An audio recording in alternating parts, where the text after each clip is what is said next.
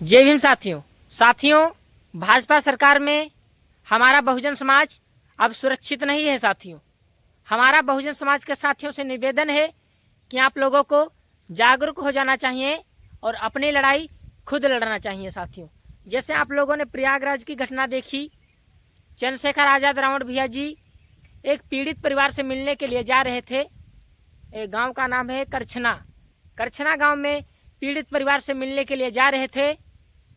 तो जो हमारे उत्तर प्रदेश के योगी आदित्यनाथ जी हैं, इन्हीं का जो पुलिस प्रशासन है, उस पुलिस प्रशासन ने वहाँ पे चंद्रशेखर आज़ाद रावण जी को और उनके सभी कार्यकर्ताओं को वहाँ पे रोक लिया। साथियों वहाँ पर रोक लिया।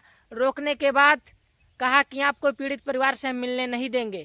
जो पुलिस प्रशासन वहाँ का था, उस प्रयागराज के पुलिस प्रशासन ने कहा हम आपको करछाबना गांव में घुसने नहीं देंगे।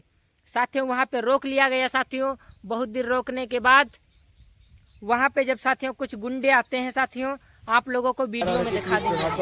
वहाँ पे कुछ गुंडे आते हैं, वो साथियों वहाँ पे पुलिस वालों पर पत्थरबाजी करना चालू कर देते हैं। साथियों गाड़ी तोड़ फोड़ देते हैं और पुलिस वाले भी गाड़ी तोड़ते हैं। साथियों वहाँ पे झूठ केस में जो बहुजन समाज के कार्यकर्ता थे, भीम आर्मी के कार्यकर्ता थे, उनको साथियों बेकसूर फंसा दिया जाता है। उनके ऊपर धाराएं लगती हैं साथियों, एनएसएस की धारा और गैंगस्टर का केस। साथियों भीम आर्मी के जो आप लोगों को हम बाकायदा वीडियो दिखाएंगे, ऐसा नहीं है।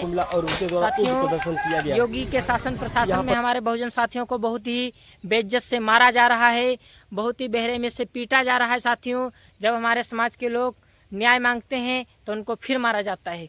जब हमारे समाज के बहुजन साथी जब न्याय दिलाने के लिए जाते हैं तो उनको रोक लिया जाता है, उनको पीड़ित परिवार से मिलने ही नहीं दिया जाता है। साथियों ये है योगी जी का शासन प्रशासन, डबल इंजन की सरकार। डबल इंजन की सरकार दावा करती है कि हमारे शासन में कोई गुंडागर्दी नहीं करता है, लेकिन इनके शासन में सबसे ज़्यादा दलित समाज के ऊपर गुंडागर्दी करी गई है। साथियों हमारे समाज के लोग कोई घोड़ी पर अगर बारात ले जाते हैं तो उनको घोड़ी पर से उतार के बहुत ही बेरहमी से मारा जाता है योगी जी के शासन और प्रशासन में। साथियों दूसरी बात आप लोगों को बताना चाहते हैं, अभी पीछे कुछ दिन बीते थे साथियों, वहाँ पे आगरा में साथियों जो करणी सेना वालों ने जो प्रदर्शन किया था, साथियों वहाँ पे प्रदर्शन करने के बाद वहाँ पे साथियों जो करणी सेना वालों ने अपना प्रदर्शन किया था, प्रदर्शन करने के बाद में साथियों उनके पास साथियों बहुत खतरनाक साथियों हथियार थे। साथियों किसी के पास तलवार थी, किसी के पास भाला था, तो किसी के पास अनेकों हथियार थे। साथियों वो लोग ऊपर की हाथ में पकड़े हुए लहरा रहे थे। साथियों तो ना योगी के शासन को ना इनके प्रशासन को दिखाई पड़ा, तब इनका शासन प्रशासन अंधा था। साथियों तब इनके शासन और प्रशासन को नहीं दिखाई पड़ा और उनके ऊपर कोई भी केस नहीं लगा। साथियों यही करणी सेना वालों ने एक सपा के विधायक थे, उनका घर घेस लिया था। साथियों वो भी दलित समाज से ही आते थे।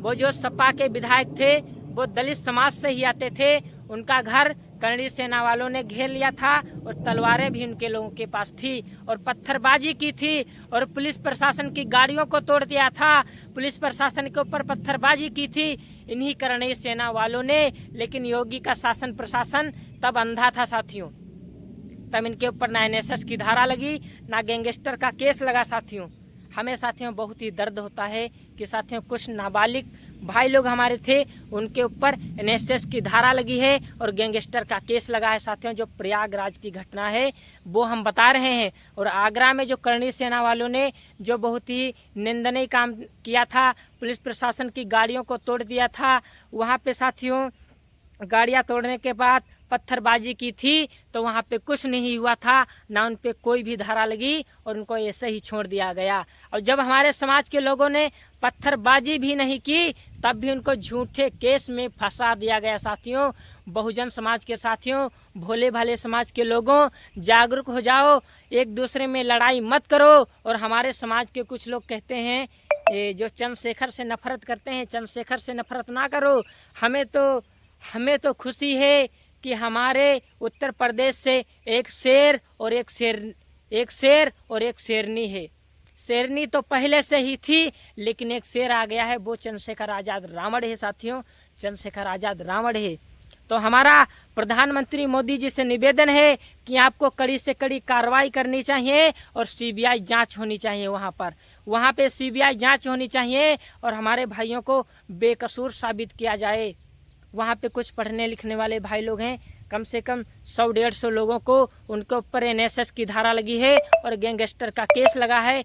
झूठे केस में उनको फंसाया गया है। हम आप लोगों को वीडियो दिखाएंगे, सबूत के साथ दिखाएंगे कि वहाँ पे पुलिस वाले खुद गाड़ी तोड़ रहे थे साथियों, और वहाँ पे जो गुंडे आए थे वो लोग खुद गाड़ी तोड़ रहे थे। लेकिन साथियों हमारे बहुजन समाज के साथियों को वहाँ पे बहुत ही बेरहमी के साथ मारा गया साथियों, और मारने के साथ उनको साथियों जीप के अंदर डाल दिया गया साथियों। आज हमें दुखी हो रही है कि जब बाबा साहेब थे तब भी उनको बहुत ही सताया जा रहा था, लेकिन साथियों जब से भाजपा सरकार आई है तब से हमारे बहुजन समाज के साथियों के ऊपर दिन पर दिन अत्याचार बढ़ते जा रहे हैं साथियों। जब से भाजपा सरकार आई है तब से हमारे समाज के ऊपर दिन पे दिन अत्याचार बढ़ते जा रहे हैं साथियों। अब हम लोग चैन से नहीं बैठेंगे, अपनी लड़ाई खुद लड़ेंगे साथियों। हमारा बहुजन समाज के साथियों से निवेदन है, अगर आप लोग वीडियो को लाइक ना कर पाएँ तो इस वीडियो को शेयर ज़रूर कर देना। जो वो बेकसूर भाई वहाँ पे जेलों के अंदर गए हैं उनकी रिहाई हो जाए, उन पर से जो केस लगे हैं वो हट जाएं केस, क्योंकि कुछ हमारे पढ़ने वाले भाई हैं साथियों। अगर हमारा कोई भाई अगर कुछ सच्ची बात बोल दे तो साथियों उनको जेलों के अंदर डाल दिया जाता है, उनके घरों पर बिल्डोजर साथियों चला दिया जाता है, उनके घरों को बिल्डोजर से खसा दिया जाता है साथियों।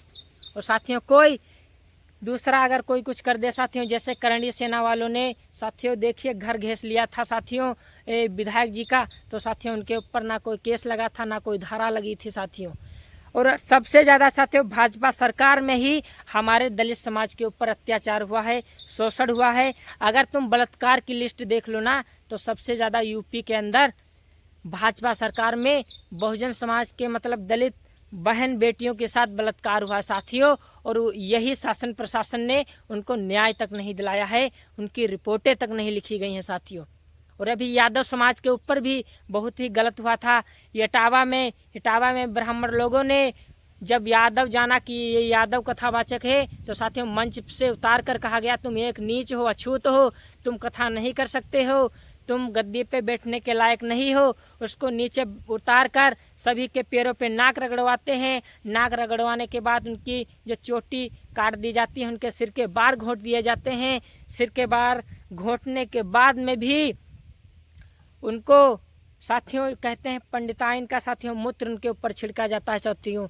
पहले गंगा जल से शुद्धिकरण किया जाता था, उसके बाद गाय के मूत्र से शुद्धिकरण किया जाता था।